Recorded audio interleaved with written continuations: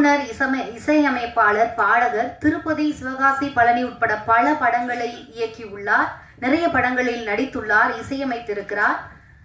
இயக்குனர் பேரரசு அவர்களை ஒரு சில வார்த்தைகள் பேச மேடைக்கு அழைக்கிறோம். அனைவருக்கும் வணக்கம். செல்லக்குட்டி சாங் நல்லா இருந்துச்சு, ட்ரெய்லர் நல்லா இருந்துச்சு, கதாநாயகன் நல்லா இருந்தார், கதாநாயகி நல்லா ஹோம்லியாக அழகாக இருந்தாங்க. படம் நிறைய படங்கள் இப்போ வர்ற படங்கள் பார்க்குறோம். இதில் இந்த படம் மேக்கிங் தெளிவாக இருந்துச்சு. சாங்ஸ் ஒரு பாடலும் சரி, பாடலை காட்சி அமைத்ததும் சரி ரசிக்கிற மாதிரி இருந்தது. ரொம்ப நாள் வச்சு இந்த மாதிரி காதல் படம் பார்த்து இப்போ 96 படம் வந்துச்சு. அந்த காலகட்டத்தில் உள்ள காதல் எப்போவுமே ரசிக்கிற மாதிரி இருக்கும். அந்த டைப்பில் தான் அந்த செல்லக்குட்டி கொஞ்சம் முன்னாடி ஒரு 10-15 வருஷத்துக்கு முன்னாடி எடுத்த அந்த ஒரு மேக்கிங் ஸ்பீடாக பண்ணுறதுங்கிறதுலாம் அது ஒரு மேக்கிங் இல்லை. மக்கள் ரசிக்கிற மாதிரி பண்ணணும்.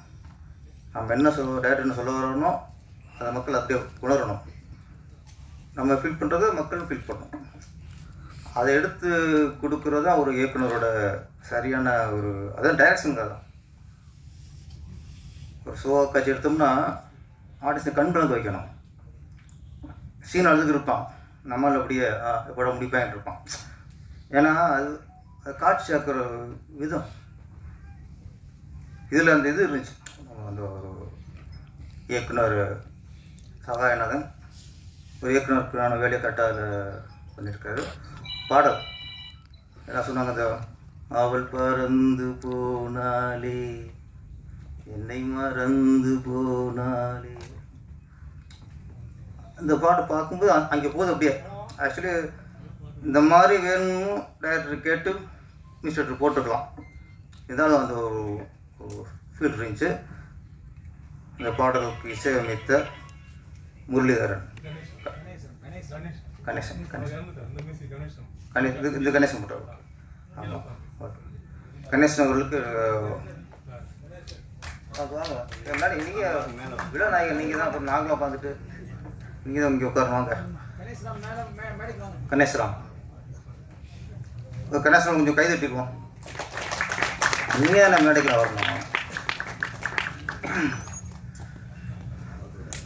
ஓகே, அது இசை பாடல் இசை ஒருத்தர் கூட அந்த படத்துக்கு பின்னணி இசை அமைக்கிறதுக்கு உண்மையிலே அதை ஒத்துக்கிட்டு வந்துரு நம்ம சிற்பி அவர்களுக்கு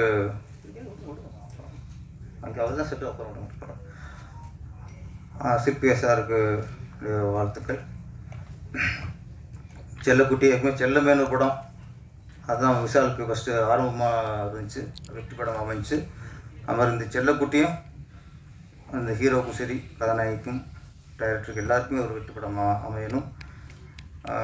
இங்கே எல்லாருமே கொஞ்சம் இயக்கத்தை உண்டாக்கிட்டாங்க. சிறிய படங்கள் அப்படி பயமுறுத்துறாங்க. படம் நல்லா தான் கண்டிப்பாக ஓடும். நான் இப்போ கொஞ்சம் பரவாயில்ல. மாண்புமிகு துணை முதலமைச்சர் உதயநிதி ஸ்டாலின் அவர்கள் ஒரு துணை முதலமைச்சராக இருக்கார். அவருக்கு வாழ்த்துக்கள். ஒரு கலைஞர் குடும்பத்திலிருந்து வந்தால் கூட நம்ம திரைத்துறையிலிருந்து அவர் நடிகராக அவர் பயணித்து இன்றைக்கி நம்மளுக்கு அவர் நடிகராக தான் நமக்கு அறிமுகம். நம்ம துறையில் தான் அவருடைய வாழ்க்கை பயணித்தது. இன்றைக்கி அந்த நடிகர் ஒரு துணை முதலமைச்சராக இருக்குது நமக்கு எல்லாருக்குமே மகிழ்ச்சியான விஷயம். உதயகுமார் சார் சரி, ராஜன் சார் அவர்களும் இந்த சிறு படங்களுக்கு எப்படி காப்பாற்றுறது, அது தியேட்டருக்கு எப்படி மக்களை வரவழைக்கிறது, அது இன்னொன்று பார்த்தா இன்றைக்கி தயாரிப்பு சங்கத்தில் ஒவ்வொரு சங்கமாக கூப்பிட்டு வச்சுட்டே இருக்காங்க. இயக்குனர் சங்கம், எழுத்தாளர் சங்கம், எடிட்டர் சங்கம், எழுத்தாளர் சங்கம், ஒவ்வொரு சங்கமாக கூப்பிட்டு வச்சுட்டு இருக்காங்க. என்னோட வேண்டுதல் எப்படின்னா, இன்றைக்கி நம்ம திரைத்துறையிலிருந்து இன்றைக்கி ஒரு துணை முதலமைச்சராக இருக்கார் உதயநிதி ஸ்டாலின் அவர்கள். அவரிடம் இதை பற்றி பேசணும். இப்போ இங்கே நம்ம உதயகுமார் சார் அவ்வளோ ஆதங்கத்தை கொட்டினார். அது அவரோட பேச்சை கேட்கும்போது நமக்கு சினிமா நேசிக்க எல்லாருக்குமே ஒரு வழி வரும். அதான் அப்போ வருது. இன்னைக்கு ஒன்றும் இல்லை, ஒரே 2 விஷயத்தில் முடிச்சுட்டேன். 2 விஷயம் தான். எம்ஜிஆர் காலத்துலையும் சரி, ரஜினி காலத்துலையும் சரி, எனக்கு ஒரு 20 வருஷத்துக்கு முன்னாடி சரி, திரைப்படம்ங்கிறது அது ஒரு ஏழைக்கான ஒரு சாதனம். அவர் தியேட்டருக்கு போகணும்னா யார் போவாங்கன்னா, ஆட்டோ ஓட்டுறவங்க, ரிக்ஷா ஓட்டுறவங்க, ரோட்டு வேலை பார்க்குறவங்க, விவசாயம் பண்ணுறவங்க, கட்டட வேலை பார்க்குறவங்க, இப்படி உழைக்கிறவங்க எல்லாருமே அந்த உழைப்பின் களைப்பை தீர்க்கிறதுக்கு போகிற இடமாகத்தான் திரையரங்கம் இருந்தது. அன்னைக்கு பணக்காரர்கள் படம் எடுத்தார்கள், ஏழைகள் படம் பார்த்தார்கள். இன்று பணக்காரர்களும் படம் பார்க்கிறார்கள், தயாரிப்புடன் ஏழையை விடுகிறார்கள். ஏன்னா இன்றைக்கி ticket rate, mall rate, parking rate எல்லாத்தையும் ஒரு சராசரி ஒரு அடித்தர மக்கள்லாம் போய் பார்க்குற இடமே இல்லை. பணக்காரர்கள் பார்க்குறதுக்கு ஒரு தேட்டர் வேணும், நடுத்தர மக்கள் பார்க்குறதுக்கு அவங்களுக்கான ஒரு தேட்டர் வேணும். அடித்தர மக்கள், ஏழை மக்கள் அவங்க பார்க்குறதுக்கான ஒரு தேட்டர் வேணும், டிஃப்ரெண்ட் வேணும். இன்றைக்கி எல்லாமே ஒன்றா இருக்குது. எல்லா இடத்துலையும் 150 ரூபா டிக்கெட்டு. அப்படிங்கும்போது எப்படி ஏழைகள் எப்படி போவான்? நான் இன்று துணை முதலமைச்சராக இருக்க நம்ம துறை, என்னை பொறுத்த வரைக்கும் நம்ம துறையிலேருந்து ஒருத்தர் போய் துணை முதலமைச்சராக இருக்கார். அந்த பார் நான் பார்ப்பேன். அப்போ அவர் சினிமாவுக்கு சில பண்ணணும், நம்ம ஒரு வேண்டுகோள் தான். ஏழைகள் பார்ப்பதற்கான திரையரங்குகளில் அரசே கட்ட வேண்டும்.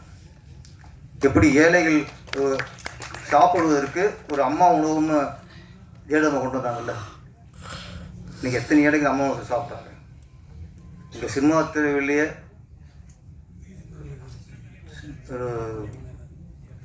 ரொம்ப ஏழ்மை உள்ள தொழிலாளர்கள்லாம் நிறைய பேர் அம்மா உணவு தான் சாப்பிடுவாங்க. அதே மாதிரி ஏழைகளை பார்ப்பதற்கு அரசு திரையரங்குன்னு ஒன்று உருவாக்குங்க. இதுதான் உங்களுக்கு தீர்வாகுமே தவிர, இனிமேல் தேட்டர்கள் டிக்கெட்டை குறைக்க சொல்ல முடியாது, ஜிஎஸ்டி குறைக்க சொல்ல முடியாது, லோக்கல் டேக்ஸை குறைக்க சொல்ல முடியாது. அதெல்லாம் ஏறுனா தான், அதெல்லாம் நீ இறக்கிறதுக்கே வழியெல்லாம் போயிடும். திரையரங்கம் எம்ஜிஆர் காலத்தில் எப்படி இருந்துச்சோ, ரஜினிகாந்த் கமல்ஹாசன் கொடிக்கட்டிக்கு பிறந்த அந்த காலத்தில் எப்படி இருந்துச்சோ, அதே மாதிரி ஏழைகளுக்கான இடமாக தியேட்டர் இருக்க வேண்டும். அதற்கு அரசு வழிவகுக்க வேண்டும். நன்றி, வணக்கம். நன்றி சார்.